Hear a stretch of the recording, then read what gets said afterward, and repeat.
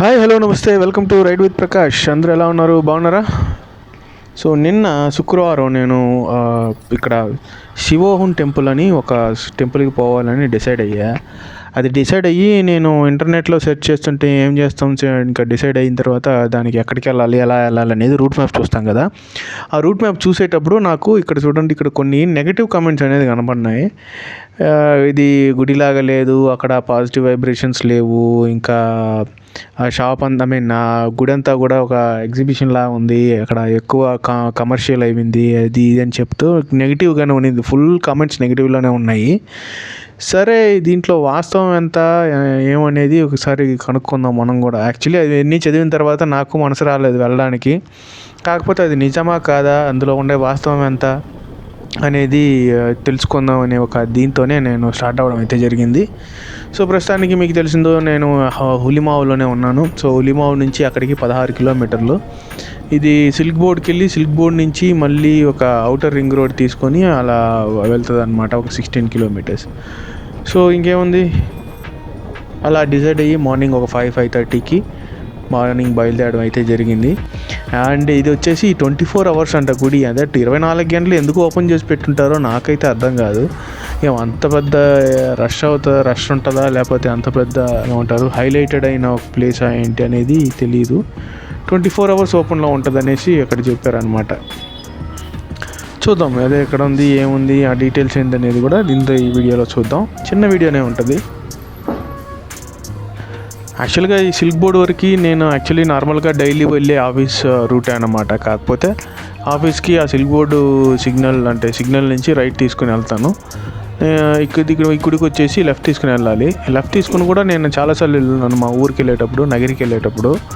మరి ఈ రూటు ఆ రూటు ఒకటేనా, ఎలా వెళ్తుంది అనేది కూడా చూద్దాం.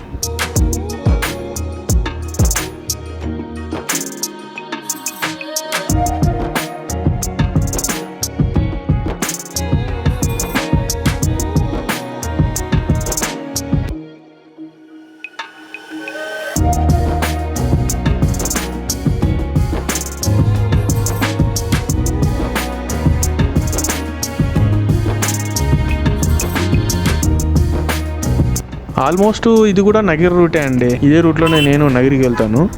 సో ఇక్కడి నుంచి ఒక 5 కిలోమీటర్స్ తర్వాత డైవర్షన్ తీసుకోవాలని ఉంది, చూద్దాం. ఇదిగోండి, ఇక్కడ నుంచి స్ట్రైట్గా వెళ్తే నేను నగిరికి వెళ్ళే రూట్ వస్తుంది. మద్రాస్ హైవేకి వెళ్ళి కలుస్తుంది. ఇక్కడ నుంచి లెఫ్ట్ తీసుకోమంటుంది. లెఫ్ట్ తీసుకొని మైసూర్ రూట్కి అయితే తీసుకోమంటుంది. ఇక్కడ నుంచి ఒక 2.5 కిలోమీటర్ వెళ్తే మనకి గుడి ఉందన్నమాట. దీనికి మెయిన్ ల్యాండ్మార్క్ వచ్చేసి కెంఫోర్ట్ మాల్ అన్నమాట, షాపింగ్ మాల్. దీనికి పక్కనే ఉంటుంది, కెంఫోర్ట్ మాల్ పక్కనే ఉంటుంది ఈ గుడి. పెద్ద శివలింగం కూడా ఉంటుందని చెప్తున్నారు. బ్లాక్ శివలింగం పెద్దది, ఒక 30 అడుగుల శివలింగం కూడా ఉంటుంది అని చెప్పారు ఎంట్రన్స్లో. అండ్ పార్కింగ్ వచ్చేసి మనకి కెంఫోర్ట్ మాల్లోనే పార్క్ చేయాల్సి ఉంటుంది. అది పెయిడ్ పార్కింగ్, ఫ్రీ పార్కింగ్ అయితే కాదు. ఆల్మోస్ట్ వచ్చేసామండి. అదిగోండి, ఆ రైట్ సైడ్ కనిపిస్తుంది, అదే కెంఫోర్ట్ మాల్. దాని పక్కనే మీరు చూసినట్లయితే బ్లూ లైట్లతో వెలుగుతామని చూసినారా, శివలింగం, అదే అన్నమాట ఎంట్రన్స్. సో మనం కొంచెం ముందుకెళ్ళి యూటర్న్ తీసుకొని మళ్ళీ రావాల్సి ఉంటుంది.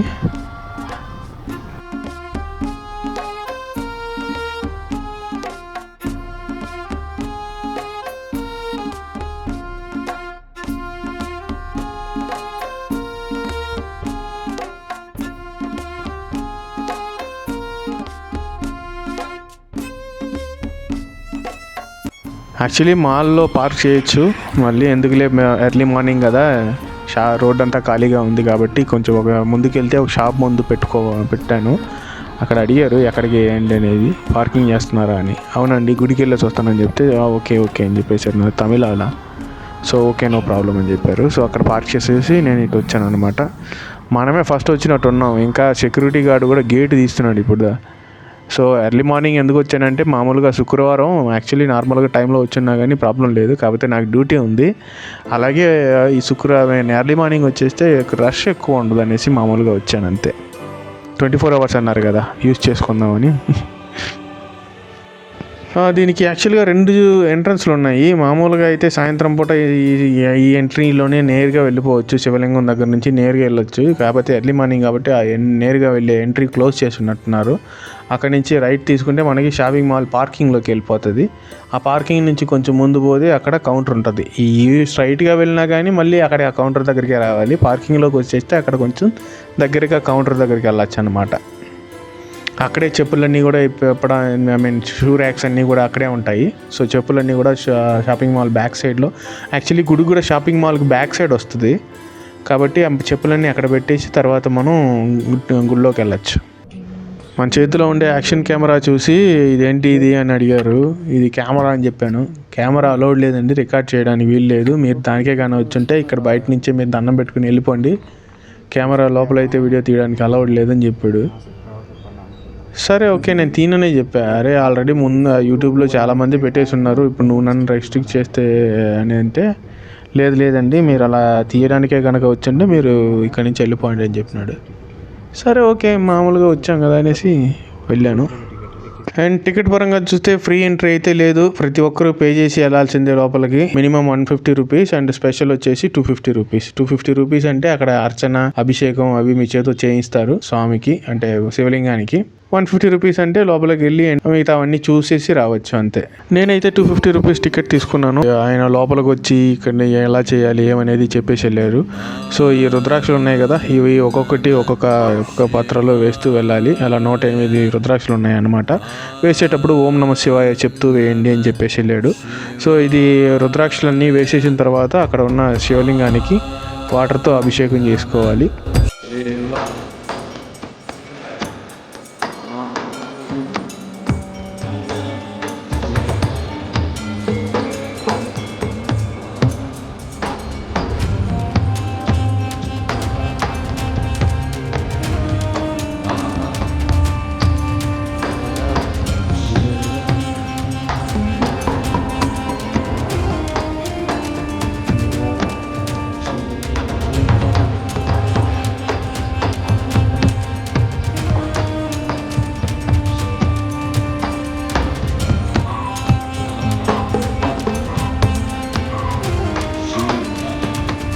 అభిషేకం చేసిన తర్వాత ఇంకొక దారం ఉంది ఇందులో, రెడ్ దారం.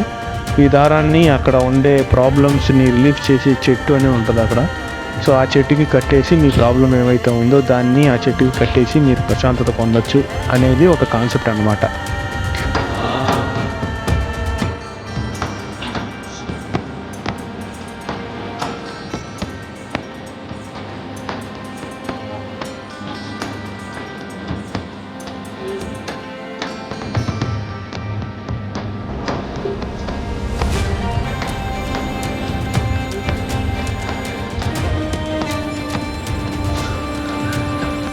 అది అయిన తర్వాత మీరు పైన ఉండే విఘ్నేశ్వరుని చూసారా, ఎంత ఎత్తున ఉన్నాడో గణపయ్య. యాక్చువల్గా మనం వినాయక చవితి రోజుల్లోనే ఇంత పెద్ద గణపయ్యని అయితే చూస్తాం ఖచ్చితంగా. ఇక్కడ శాశ్వతంగా ఇంత పెద్ద గణపయ్య ఉన్నాడు అనమాట ఇక్కడ. సో ఇలా మెట్ల నుంచి పైకెక్కి ఆయన్ని దర్శనం చేసుకొని ఆయన వెనకకుండా మిగిలిన వాటిని చూడడానికి లోపల గుహలోకి వెళ్ళాలన్నమాట.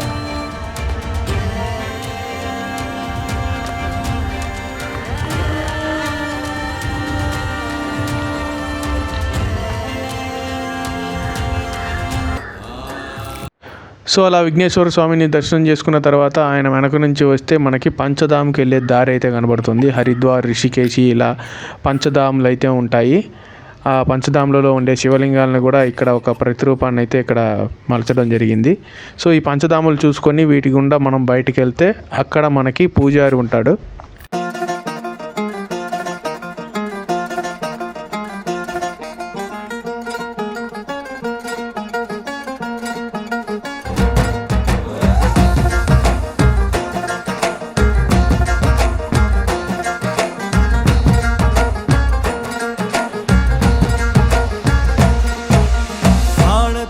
थारी महिमा गावे भेसुरो नासी महेश, थारी महिमा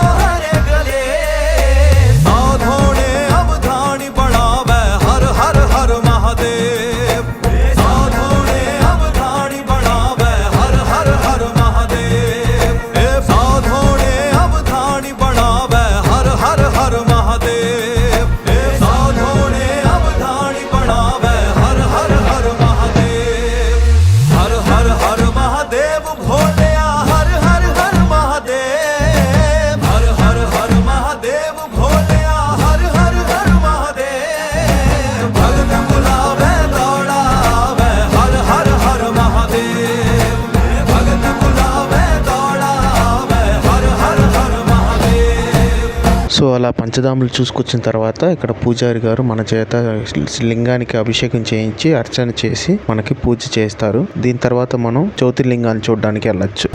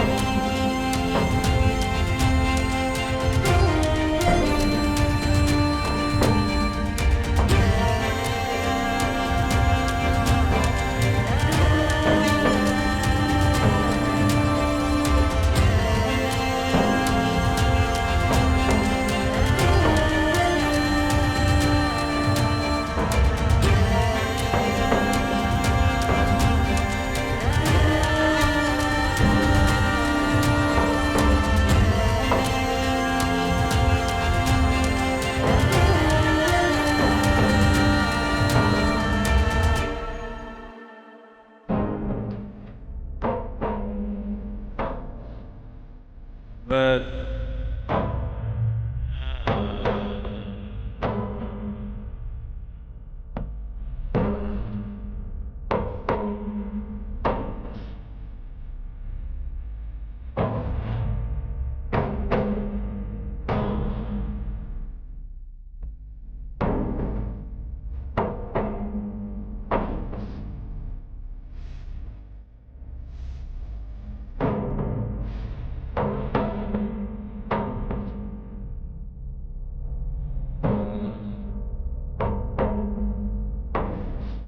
అలా 12 జ్యోతిర్లింగాల్ని మనం దర్శనం చేసుకొని అలా బయటకు వస్తే మన ఎదురుగా 65 అడుగుల ఎత్తైన మహాదేవుడు మనకైతే దర్శనమిస్తాడు.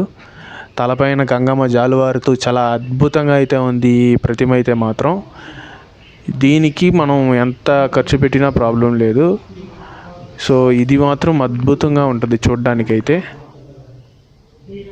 ఆ తర్వాత దీపాన్ని వెలిగించి స్వామికి ముందు వాటర్లో వదలడం అయితే జరిగింది. అండ్ అగరొత్తిని వెలిగించి అక్కడ పెట్టడం జరిగింది. योग योग योगेश्वराय भूत भूत भूतेश्वराय काल काल कालेश्वराय शिव शिव सर्वेश्वराय शंभो शंभो. సో అక్కడ మీకు గ్లోబ్లా కనపడుతుంది కదా, ఆ గ్లోబ్ లోపలే నవగ్రహాలు ఉంటాయి. సో ఆ నవగ్రహాలని 9 చుట్లు చుట్టేసి ఆ నవగ్రహాలు ఎదురుగా ధూమం ఉంటుంది. ఈ నువ్వుల్ని ఆ ధూమంలో వేసేసి దండం పెట్టుకుంటే అక్కడితో శివోహం టెంపుల్ చూడడం అనేది ఫినిష్ అయిపోతుంది. भूत भूत भूतेश्वराय काल काल कालेश्वराय शिव शिव सर्वे. సో టోటల్గా నాకైతే శివోహం టెంపుల్ని చూసిన తర్వాత నాకైతే ఒక ఎగ్జిబిషన్కి వచ్చినట్లే ఉన్నింది. అపార్ట్ ఫ్రమ్ ఆ 65 అడుగుల మహాదేవుడి విగ్రహం తప్ప పాజిటివ్ ఎనర్జీస్ లేవు. మెయిన్గా చెప్పాలంటే ఏదో మనం యాక్చువల్లీ చెప్పాను కదా, ఎగ్జిబిషన్కి ఏదో వచ్చినట్టు ఉంది అనమాట. అండ్ అక్కడ మెడిటేషన్ చేసుకోవడానికైనా లేకపోతే రిచ్యూస్ ఇంకేదన్నా పూజలు ప్రసాదాలు కుంకుమ విభూది కూడా లేదండి అక్కడ. ఓకే, సాటిస్ఫైడ్ అంతే.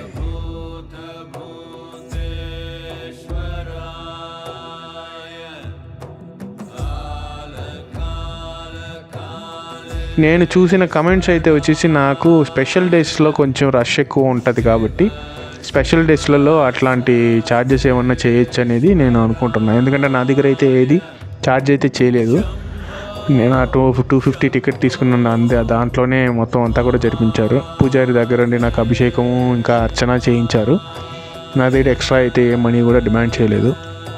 కాబట్టి నాకు తెలిసి అది స్పెషల్ డేస్లలో కొన్ని ఉంటాయి, ప్రతి దేవాలయంలో ఉంటాయి. కాకపోతే ఇక్కడ కొంచెం ఎక్కువ, ఎంట్రీయే 150 రూపాయలు. దాని తర్వాత మళ్ళీ దానిపైన చెల్లించాలంటే కొంతమందికి అయితే కోపం వస్తుంది. సో అదండి బెంగళూరులోని శివోహం టెంపుల్ యొక్క డీటెయిల్స్. సో ఈ వీడియో మీకు నచ్చినట్లయితే లైక్ చేయండి, కమెంట్ చేయండి, అలాగే మీకు తెలిసిన వాళ్ళందరికీ కూడా షేర్ చేసి తప్పకుండా సబ్స్క్రైబ్ చేసి మాత్రమే చూడమని చెప్పండి. మీ సపోర్ట్ నాకు చాలా ముఖ్యం. Thank you.